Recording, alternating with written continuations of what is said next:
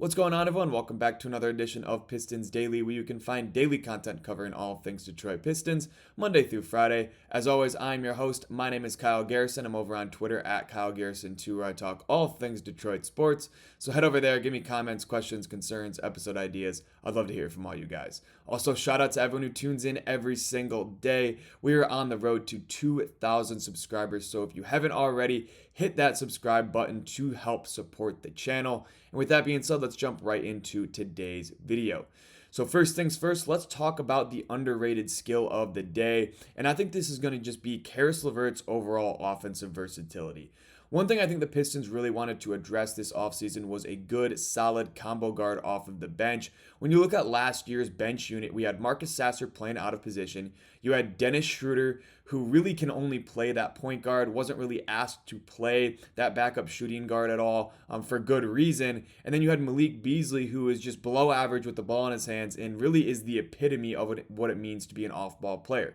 All those players that I mentioned, they thrived in their specific role, but some versatility off of the bench to help pair with Jaden Ivey, who's kind of going to be commanding that second unit, is exactly what the Pistons wanted to do this offseason, and I think they did that with Caris LeVert. When you're looking at his just overall advanced stats from his time in Atlanta, he only played 26 games, which is a small sample size, but he played the exact role I'd imagine he will play with the Pistons, playing about 25 minutes per night, coming off of the bench, being a guy that plays the shooting guard and the point guard, and just overall shows off that versatility, not just on the defensive end that we've talked about, but as an offensive player overall on and off the ball. And in those 26 games as a on-ball player, he had 7.1% turnover percentage, which was in the 96th percentile amongst wing players. He had a 15% assist percentage, which was in the 72nd percentile. And what makes the turnover percentage so impressive is that he had a 20.3 usage rate, which was in the 82nd percentile. So he had the ball in his hands quite a bit, and he was asked to do quite a bit in Atlanta. He also had a 2.8 assist to turnover ratio on top of that turnover percentage and that increased usage rate, and that in itself is just indicative of the fact that he's very, very solid as an on-ball player. If you give him the ball with that second unit, he's going to command the attention of the defense. He's going to find ways to get downhill, find open teammates in the corner, and he's not going to be out of control. He's not going to turn that ball over, and that's huge, especially in that second unit when you do have a guy in Cade Cunningham who's in the past has been susceptible to turning the ball over. So I just really like those numbers overall. The versatility is on full display with the ball in his hands, but it doesn't stop there. We know that Jaden Ivey is going to get significant backup point guard reps with Cade off the floor, and with that, Caris LeVert is going to be asked to play off ball. He's going to be asked to play that shooting guard position. And at 6'6", I don't mind that at all. I think he can thrive there. And there's some numbers to back that up as well. Last year, Caris was assisted on 76% of his made three-pointers, 78% in 2023, 71% in 2022. So the past 3 years, he's been at least in the 95th percentile in catch and shoot threes from the wing position, and that's just very, very impressive. When you're looking at, again, like I mentioned, Jaden Ivey having the ball in his hands, he's going to need a good spot-up shooter around him, not just Duncan Robinson. He's going to need some other guys to step up around him to space the floor better, to allow him to get downhill and not get collapsed on as hard when he's making his drives, and I think Caris LeVert can help that out a lot. Also, with Caris, you get improved rim finishing than a guy like Malik Beasley, I would say. Last year, or 2 years ago, Caris LeVert shot 58% from the rim in 2023, and he increased that to 71% in 2024. So with the right opportunity, with the right rotation, he has thrived at the rim, and that's one of those parts of his game where he's long, he's lengthy, he's athletic. He kind of has that stop and start ability that we see from some of the best guards in the NBA right now, and that's very, very important for a guy who's now creeping up on 30 years old. He already is 30 years old. I think he's 31 actually. So having that ability to still be effective on and off the ball in driving downhill, catching and shooting is very important for this team going forward. And I think that Caris LeVert is going to play a huge role in the success of this team going forward. But let me know in the comments if you think Caris can continue to be a versatile offensive player like we've seen in the past. And also if you think that he can thrive next to Jaden Ivey in that second unit on and off the ball. But moving on, I wanted to just touch on a topic that I got from a YouTube comment. The Moon is scared of this. Shout out to you for the content ideas. He gave me a bunch of them. So I'm going to go through a couple today, and we'll save a couple for later on in the week and into next week. But today he wanted me to talk about who I think the Pistons can make that all-star leap. And I think there's three pretty unanimous candidates that come to mind, and I'd imagine all of the viewers can agree on it being Jaden Ivey, Jalen Duren, and AllStar Thompson. I think those are those three guys that are really poised to make that next leap and potentially make an all-star leap as soon as next year. I don't necessarily know if that's going to be possible because, again, very, very young team, a lot of room for growth for everybody. But if anyone were to make that leap, I think those three players would be the most likely candidates. I think Ron can eventually get there, but he's going to be coming off the bench. He'll be in a more limited role. And I think, down the line in the next couple of years when he has a more defined role on this team, that's going to be very possible.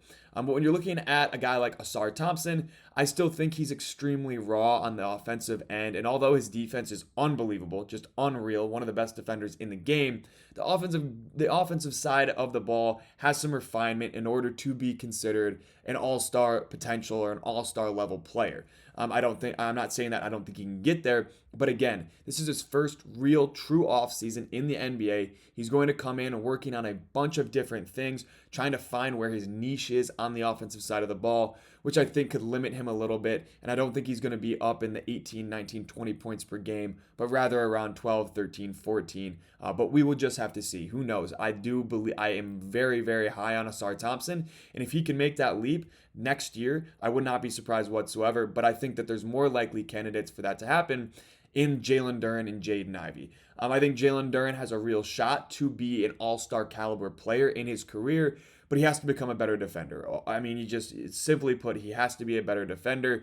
And if we can get a full sample size of AllStar Thompson and Jalen Duren together on defense, that could push him to that next tier of centers. And we could be looking at him as a all-star level center as early as next year. Again, I still think he's got a lot of room to grow. I think he can really work on how he becomes effective in that short role instead of just being a simple lob threat, rim presence. If he can expand his game a little farther out of the paint, that will help him kind of make that all-star level leap. But I just don't think next year will be the time for that. I think that'll be later down the line. But again, Jalen Duren is going into year 4, and he hasn't even turned 22 yet. So he has a ton of room for growth. And I think in the future, we'll be looking at him as a guy who could potentially make all-star appearances, averaging around 16, 17 points a game and 12, 13 rebounds with a block and a half a game. I do think he's got that defensive and offensive upside, very raw, very young, and what we've seen from him in his first 3 years is very encouraging, just overall improvement-wise. But again, I think that, being an all-star level player is very, very difficult in this league. There's so many unbelievable young players in the NBA right now, and it's going to be an upward battle for a guy like Jalen Duren to reach that tier.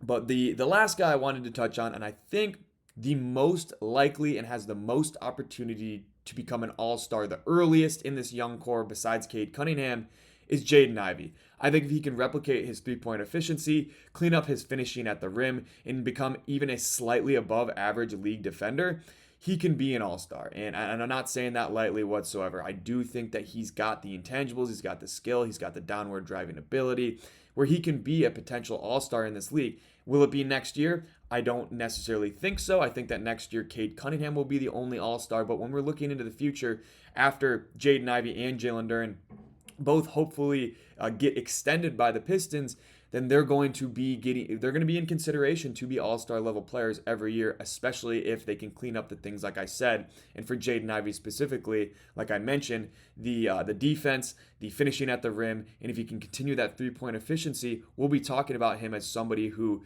could be an all-star heading as soon as this year. And I've said that for everybody I've talked about, but I think I believe that the most with Jaden Ivey.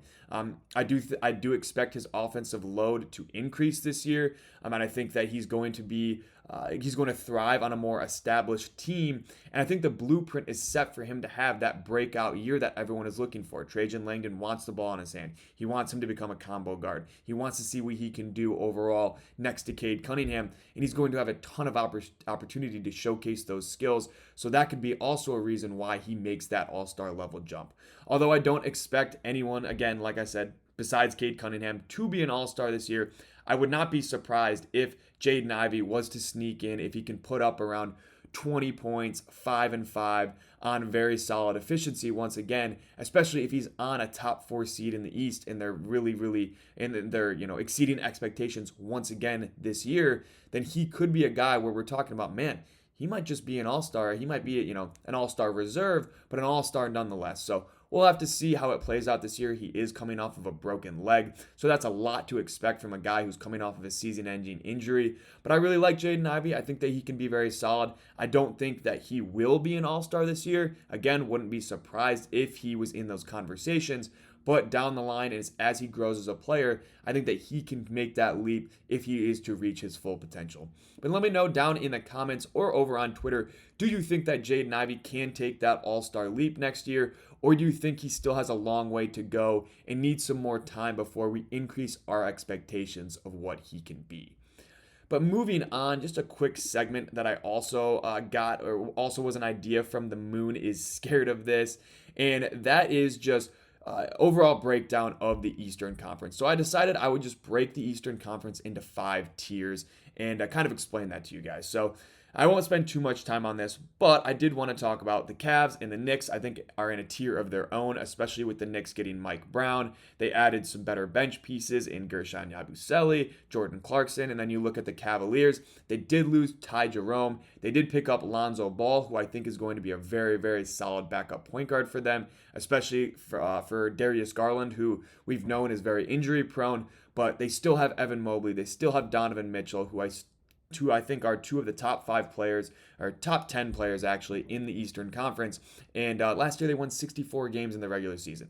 They're going to be a very, very good regular season team, and I think the Knicks will be as well. I know some Pistons fans are going to be a little bit bothered by the fact that I think the Pistons will be below the Knicks. But again, I think the Knicks are just going to be a better regular season team. That does not mean the Pistons can't upset them in the playoffs or give them a run for their money like they did last year. I do think the Pistons will be much improved from last year, and I do think they can win a playoff series regardless if they match up against the Knicks or the Cavaliers. But I'm just saying right now, I think those 2 teams are in a tier of their own, and they're a little bit ahead of where I see the Pistons at. And then in the second tier, I have obviously the Pistons, and then I have the Atlanta Hawks and the Orlando Magic. And both teams did finish behind Detroit last year, but they made a significant addition. So I would expect these 3 teams to finish anywhere from 42 to 50 wins, maybe 40 to 50, with the Pistons most likely being the team to beat out of those 3. I do think that there's a lot of people that think Orlando and Atlanta are going to be better,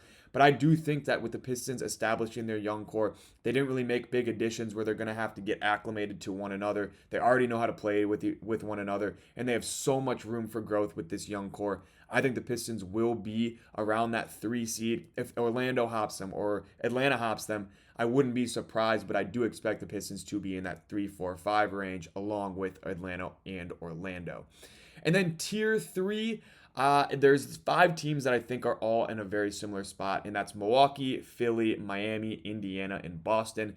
I think all 5 of these teams, are veteran players, but they have veteran players who have really established themselves in this league. And I don't want to take anything away from guys like Giannis and Joel Embiid and Bam Adebayo and some of these guys, but the supporting cast, there's a lot of question marks surrounding their supporting cast. Some of the age surrounding them, Miami has Norman Powell and Andrew Wiggins, who are past their prime right now. I guess Norman Powell was his best year of his career last year. But nonetheless, is he going to be able to replicate that? Is Andrew Wiggins going to be able to get back to where we know he can be? And again, just a lot of older veterans around them, not really sure of their direction. And also injury concerns for all 5 of these teams play a big factor in why I see Atlanta or Orlando and Detroit being ahead of them. But again, if any of those 5 teams I mentioned were to be up in that second tier with the Pistons, the Magic, and the Hawks, I wouldn't be surprised whatsoever. So I think that there is a bit of a gap between the 3 teams I mentioned in the tier 2 and the 5 teams I mentioned in tier 3, but again, those can overlap. We'll just have to see when the season comes around. And then in tier 4, I'm not going to spend too much time on this. Toronto, Chicago, and I'll say Charlotte just because I think Brandon Miller is going to take a leap. I think LaMelo Ball is very good. I like Con Knipple. I like Colin Sexton coming off of their bench. I really do like what they did this offseason. But again, I don't think they're going to be a top 7, 8, even 9 or 10 team. I don't know if those 3 teams, any of them will make the play-in. I think that maybe one of them will. Toronto could sneak in. But again, if any of those teams finish from 7th to 15, I really wouldn't be surprised whatsoever. They've kind of been hovering around that play-in for the past 5 to 10 years, and especially Chicago. So I'll keep those guys there.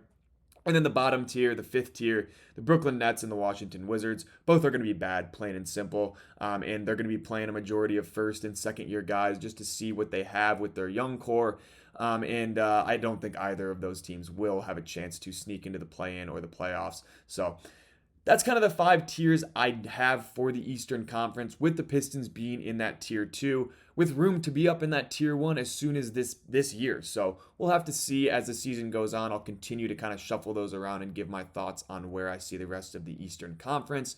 But let me know in the comments if you agree with these tiers, what you would change, and where you see the Pistons stacking up against the rest of the Eastern Conference. But last segment before we end the show here, I wanted to just give a trade idea, and I think I'm going to give a trade idea every single day. The offseason is so boring. I know everyone wants a little bit of excitement, so I think I'm just going to start doing this until training camp every day, end each video with just some possible trade candidates / trade proposals. But again, please don't cook me in the comments. I'm going to try out my GM skills and give some trade ideas. But again, please take these with a grain of salt. There's absolutely no weight behind them, no rumors. It's simply me just trying to think of fun ideas to keep you guys entertained during the dog days of summer. Again, I'm not reporting anything, or I'm not hearing anything or seeing anything on social media, nor do I think these trades are going to actually happen. I just want to have some fun with this and kind of give some crazy ideas that could really push this team into contention. And the first person that I wanted to talk about is Giannis Antetokounmpo, a top 3 player in the NBA in my opinion. I think he is the 3rd best player in the NBA.